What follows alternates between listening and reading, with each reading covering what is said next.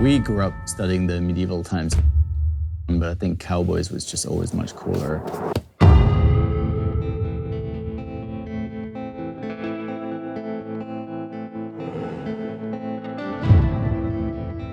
For us, we were looking at a lot of American personas that really defined youth culture back then. It goes from the astronauts. I didn't know what I was looking at, but I sure did like it. To the Marlboro Man. Come to Marlboro country. Boundless freedom, riding on a horse, all of that really appealed to me. My dad, he had Ennio Morricone on repeat. It doesn't matter which Sergio Leone spaghetti western you pick, but there's nothing more stylish and more cowboy than Once Upon a Time in the West. That definitely had an impact. For Europeans, we know the US as New York, Miami, LA, maybe Vegas, and that's about it. But I was really curious on what's in between and actually discovering it by road.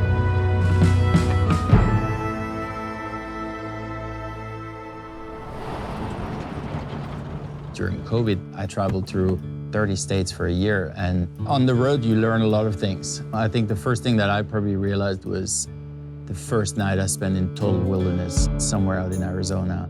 That feeling of being actually scared of the wilderness or nature or this wary feeling, at some point that flipped to the exact opposite. So I felt more at peace out in nature. Once you get out of those vast landscapes, you can see how that ugly urban development that we see, how quickly that is just taking over these landscapes. For me, it was a feeling of like, what can I do to protect that?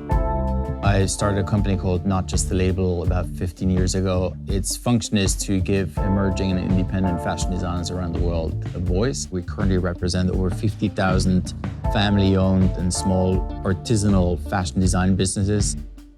We give them a chance to sell direct to consumer all around the world.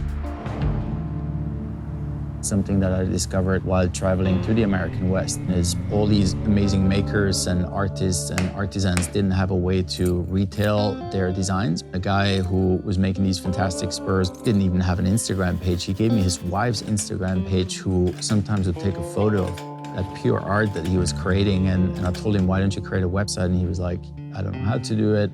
I don't have time to do it.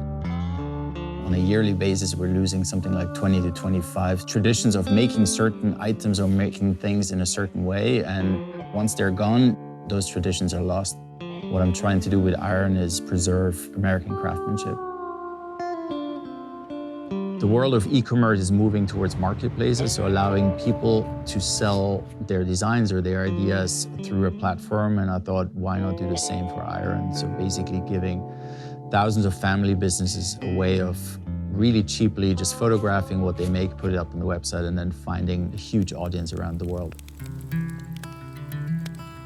Currently, we're experiencing this almost rebirth or renaissance of cowboy culture, sort of a counterculture of what we've seen happening. And I think people are now almost returning back to values, to a life that is a bit more structured, based on traditions. Feels so good to be back. So let's talk about the elephant in the room. What is an Italian guy doing here, trying to change or steer or cowboy culture? And I come from a small town in northern Italy, really close to a place called Hafling, and that's where the Haflinger horse comes from. I think we have that commonality in terms of being around working horses. I think my experience in effectively changing the fashion industry for the better, applying that to Western culture and realizing the traditions, realizing the craftspeople and giving them a chance to survive, I think that's what's needed. So I don't think it's about where you're from, but about actually doing something to preserve this tradition. Along the way, I thought, why not combine it with an actual physical example of what the platform is going to be. A lot of friends who were following me on Instagram, they were saying, hey, can I come and ride with you? So I brought a couple of friends down to a branch, and the first time I think it was 15 people. We were barrel racing for an evening, and the second time it was probably double the amount. We had a guy and a guitar, we had some barbecue, and when I saw these friends driving out to the ranch, and I could just see their faces, you would not see a single phone in their hands. People want something more simple again.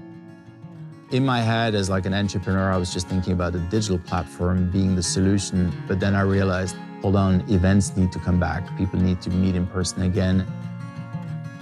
I organized another one that was exactly a year ago, and I think that one was just, you could feel it. It was an event. We had, 60, 70 people.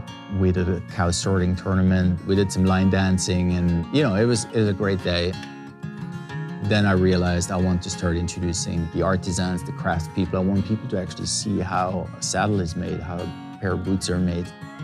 I think is something special. And the heart don't always do what's right.